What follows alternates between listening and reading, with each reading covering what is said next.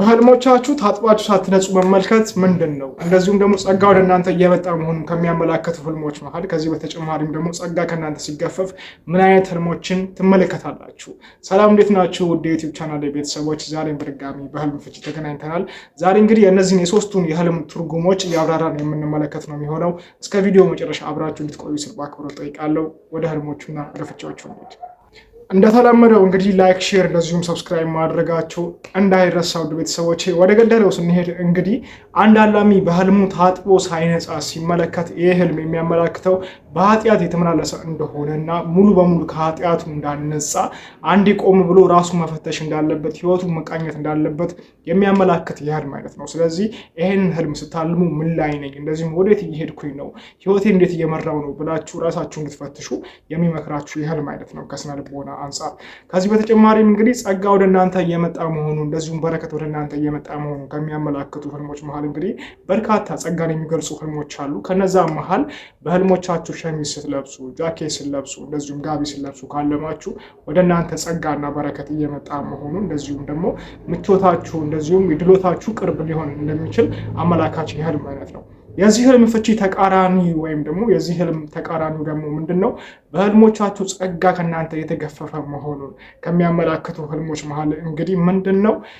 በህልሞቻችሁ ጋቢያችሁ ሲወልቅ እንደዚሁም ሸሚዛችሁ ሲወልቅ ካለማችሁ ጸጋችሁ ከእናንተ እየራቀ መሆኑን ህይወታችሁ መቃኘት እንዳለባችሁ አንዳንዴ ሳታስቡትም ቢሆን ወደ መጥፎ ነገር ልትጓዙ ትችላላችሁ። ለራሳችሁ አሪፍ መንገድ ላይ እንዳላችሁ እየመሰላችሁ ሰዎች ስንባል እንሸወዳለን። መልካም የመሰለን ነገር ግን ደግሞ ሲያጠፋን አንዳንድ በህይወታችን እናስተውላለን። ከእንደዚህ አይነት ነገሮች መቆጠብ እንዳለባችሁ የሚያመላክት የህልም አይነት ነው። ይህንንም ህልም ስታልሙ ተጠንቀቁ፣ አስተውሉ የሚል ነው። ምክንያቱም ሁሌም ቢሆን በህልሞቻችን ነገሮችን እንድናስተውል ህይወታችን እንድንመራ ህልም በጣም ልዩ የሆነ ቁርኝነት አለው። ከዚህ በተጨማሪም እንግዲህ ለወንድ ልጅ አንዲት ሴት መታ ሸሚዙን ስታወልቅበት ካለመ በዛ ወቅት ላይ በዝሙት ሊፈተን እንደሚችል እንደዚሁም ደግሞ በእንደዚህ አይነት ችግሮች ህይወቱ ላይ ምስቅልቅል ሊፈጠር እንደሚችል የሚያመላክት የህልም አይነት ነው። ከዚህ በተጨማሪም እንግዲህ የዚህ ህልም አስደሳች ፍቺ ወይም ደግሞ አስደሳች ትርጉም በህልሞቻችሁ አንዲት ሴት መታ ልብሶቻችሁን ስታጥቡላችሁ ካለማችሁ በዛ ወቅት ላይ ከኃጢአታችሁ እንደምትነጹ እንደዚሁም ወደ አዲስ ህይወት ልትሄዱ እንደምትችሉ የሚያመላክት የህልም አይነት ነው። ከነዚህ ህልም ፍቺዎች በተጨማሪም እንግዲህ በስተመጨረሻ ፍቅረኛን በህልም ማየት ምን ሊሆን እንደሚችል እነግራችኋለሁ። እንግዲህ በህልም ወንዝ መሻገር ምንድን ነው? በህልሞቻችሁ ወንዝ ስትሻገሩ ካለማችሁ በህይወታችሁ የሚያጋጥማችሁ ነገሮች በሙሉ ድል እያደረጋችሁ አልፋችሁ ወደ አዲስ ህይወት ሽግግር ላይ ልትሄዱ እንደምትችሉ እንግዲህ የተለያዩ የህልም ፍቺዎች እና እስከዛሬም ጽፎ ከተቀመጡ የህልም ትርጉሞች መሃል ይናገራሉ። ከዚህ በተጨማሪም የዚህ ህልም ተመሳሳይ ፍቺ በህልም ተራራ መውጣት። ይሄ ምንድነው? በህይወታችሁ እናንተ ተስፋ የመቁረጥ የሚባል ነገር እንደዚሁም ድካም፣ አንድ ነገር ለማድረግና ለማሳካት መሰላቸት፣ እንደዚሁም ተስፋ መቁረጥ የሚባል ነገር ንክች የማያደርጋችሁና አንድ ነገር ለማድረግ ልባችሁ ተነሳሽነት ካለው ያን ነገር ከማድረግ እንደማትሰንፉ እንደማትቦዝኑ የሚያመላክትና ጠንካራ ሰው መሆናቸውን የሚያመላክት የህልም አይነት ነው።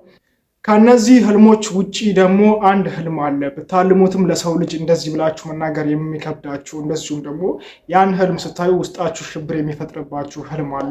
እሱም ህልም ምንድነው? ከቅርብ ዘመድ ጋር በህልሞቻችሁ ወሲብ መፈጸም እንደዚሁም ደግሞ ሴክስ ማድረግ። ይሄን ህልም ታልማላችሁ። ነገር ግን ደግሞ ለማስፈታትም ቢሆን ሰው ጋር ሄዳችሁ ይሄን ህልም አልም ያለው ለማለት ውስጣችሁ በጣም ይከብደዋል። ምክንያቱም ኢትዮጵያውያን ስንባል ትንሽ ይሉንታ የሚባል ነገር ያደርገናል።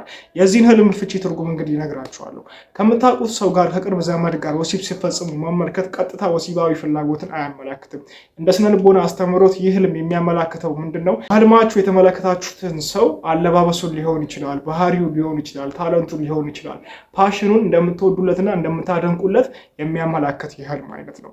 ስለዚህ ይሄን ህልም ስትመለከቱ ቀጥታ የሴክስ ፍላጎት ነው ብላችሁ ራሳችሁን መውቀስ እንደዚሁም በሽብር ውስጣችሁ እንትን ማለት የለባችሁ።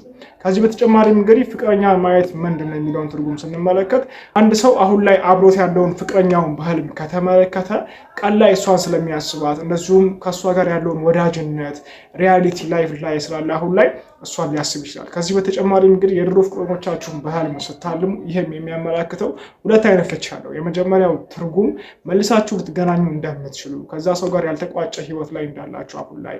ተቃራኒ ፍቺው ደግሞ ምንድነው? አዲስ የፍቅር ህይወት ለመጀመር እያሰባችሁ ከሆነ ወይም ደግሞ ወደ አዲስ የፍቅር ህይወት ለመሄድ እያሰባችሁ ከሆነ ከመጀመሪያ ፍቅረኞቻችሁ ጋር ያለያያችሁ ጥፋትና ስህተት አሁንም አብሯችኋል። ይሄን ነገር አርሙ፣ ባህሪያችሁን አስተካክሉ የሚል ትርጉም ያለው እንግዲህ የዛሬው የህልም ፍቺና ትርጉም ይሄን ይመስል ነበረ። በቀጣይ እስከምንገናኝ ቸር ያቆየን።